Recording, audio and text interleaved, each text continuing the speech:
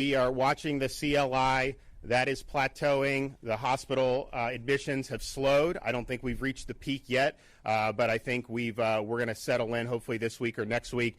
But in terms of shutting down, we're not shutting down. We're going to have schools open. We're protecting every Floridian's job in this state. We're protecting people's small businesses.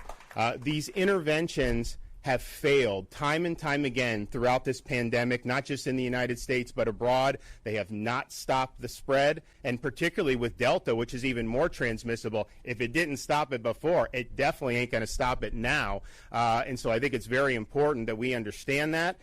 The best defenses we have are the combination of the natural immunity that's been built up and our seniors first vaccination efforts. I think that's why you have such a steep decline in mortality year over year. And look, at the end of the day, would I rather have 5,000 cases amongst 20-year-olds or 500 cases among seniors? I would rather have the younger because of the effect that it has. And so I think protecting the vulnerable has been the right way to go. And, I do anticipate us monitoring those indicators. But I think it's important to point out because, obviously media does hysteria. You try to fearmonger. You try to do this stuff.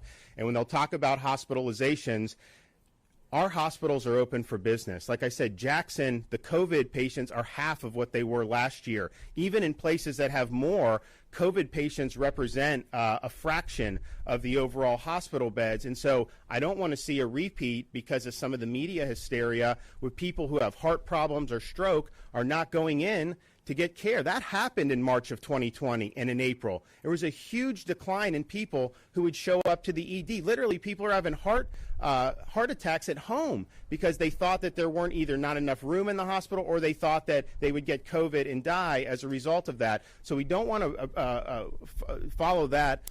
People should be good. You should go. And then I would say just the broader public, particularly our seniors who've been vaccinated, I think the data's clear. You may test positive. We hope that wouldn't happen, but the mortality and all that is dramatically reduced, and so you do have protection.